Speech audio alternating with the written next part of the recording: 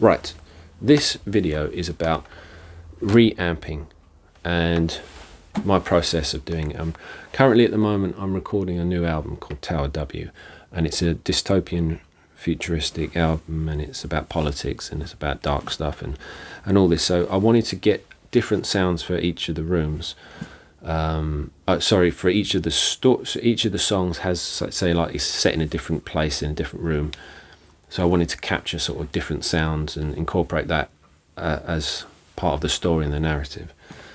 So I'm recording on this thing, which is a Zoom R16 16-track multi-track recorder, which is a brilliant little gizmo. It's got loads of built-in amp sims and mic pre's, compressors, limiters, that sort of stuff. 8 inputs.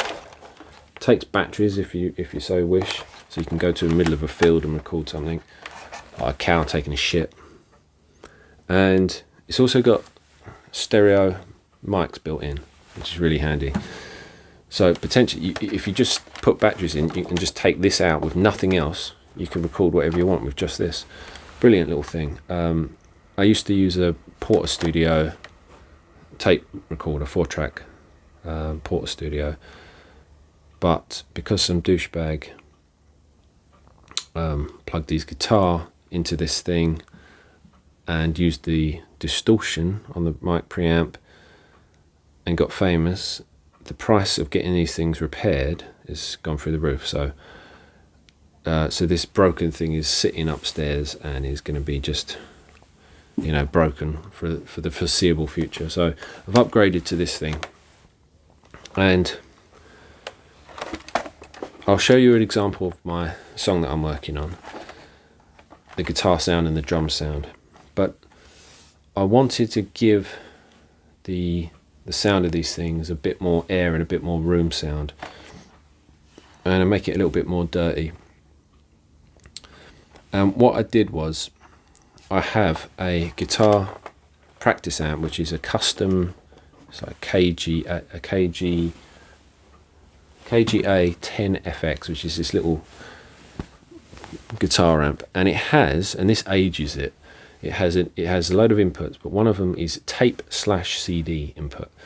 It's, say, like we're gonna do karaoke or something. So I plug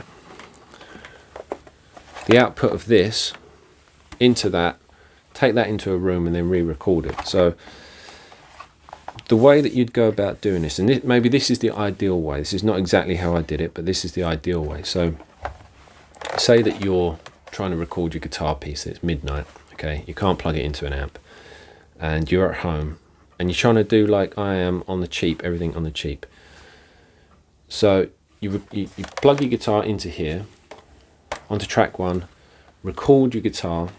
Now you can monitor through an amp sim, so you can, because you really want to do it through an amp sim so that you can get the best performance out of it, because if you listen to just a dry DI signal, it doesn't give you the feel and everything. So monitor it through that sim, but only record through only record the dry signal, which you can do on this thing. Then you've got a couple of options. One is just use the amp sim that you want, and there's a load of them built into this thing. Or you can potentially take the recorded signal from the output of this into your guitar amp, on the weekend when you've got a bit of space and a chance to do it. Take that to a room somewhere and re-record it. So play it through that guitar amp and then re-record back onto this thing. Now what I did was, I recorded my guitar sound. I actually printed the amp sound onto the track anyway, so that's just the way I did it. But I then took the output, I panned everything to the left, and mono out from this from the output here. There's a left and right which go to, normally for like a monitor or something like that. Plugged it into this little guitar amp, took that into the kitchen, and then used this thing to record the stereo use the stereo mics to record onto 7 and 8. Set this thing up at one end of the room, and then at the other end of the room put the little guitar amp and play the track. What I did was you can move the guitar amp around. It doesn't have to be a guitar amp, by the way. It could be any speaker. It doesn't matter what it is. But I kind of put it at an angle away from these two microphones. So it wasn't, the amp wasn't pointing directly towards it. It was pointing towards the wall, because I really just wanted to capture the sound of the actual reflections of the walls and the space. And then I recorded that onto the stereo track, and then blended that in with the dry track later on in the mix. And I did it with the drums, did it with a few different tracks, and then that gives you, like, depending on the room you're in, you get a different sound, of course. But the kitchen's really good for, you get some really strong early reflections, and then you can blend that into the onboard reverbs, and it just gives this wide expanse of a space. And it also has the added effect of kind of giving you a bit of a surround sound feel, because if you have, because you record it in stereo, you can sometimes, and the space that it opens up, sometimes things sound like they're behind you and around, and it gives us this really interesting feel. So I'm going to pause this. I'll show you an example of the mix and then an example of the solo tracks to see what it sounds like. Okay, so this is just the this is the mix at the moment. It's not finished, but this is kind of what it sounds like.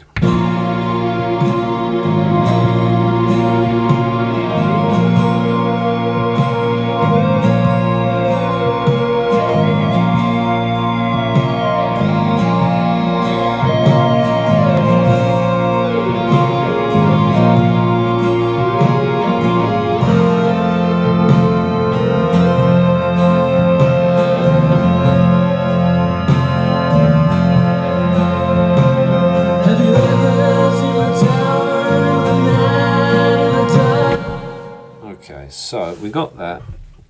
Now I'm going to solo the drums, and you'll get, first of all, just the dry signal. There might be a slight bit of reverb on here. Turn that guitar off.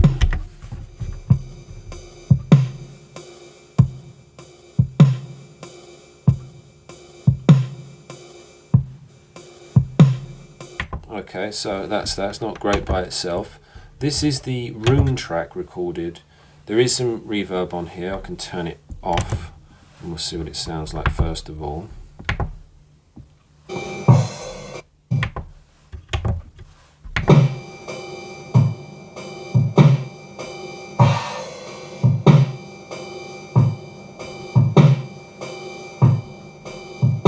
So that's just the sound of the amp playing in the kitchen. Now we'll add the reverb on top of that.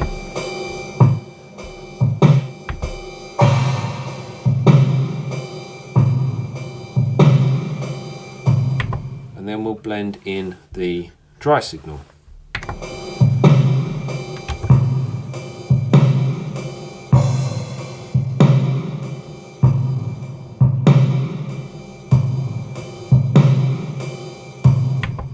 Now, of course, I'm recording this through a microphone at the moment, so you know you're not getting the best quality sound, but it's just an example of what I'm doing here. So I'll show you the guitar, the lead guitar. I'll turn that. Well, we'll leave the reverb on for now. This is the just the dry guitar, but I did print it with a bit of reverb on it already, and it has an amp sound already inbuilt. So.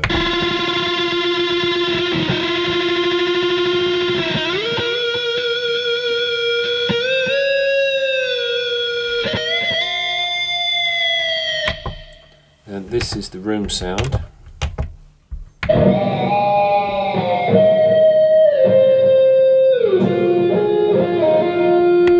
Then blended.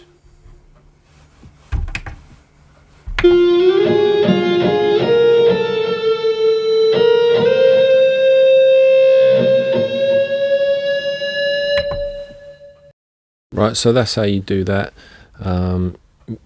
Mix and match, go to different rooms, record different sounds.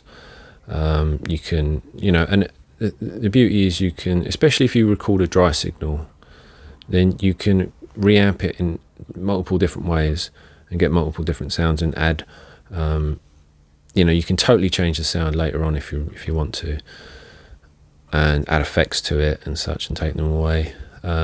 You could do that layer upon layer upon layer, different rooms, mix them together, endless possibilities. So just experiment with it and see how it goes. But that's my method, and it's working out cool. Right, bye bye.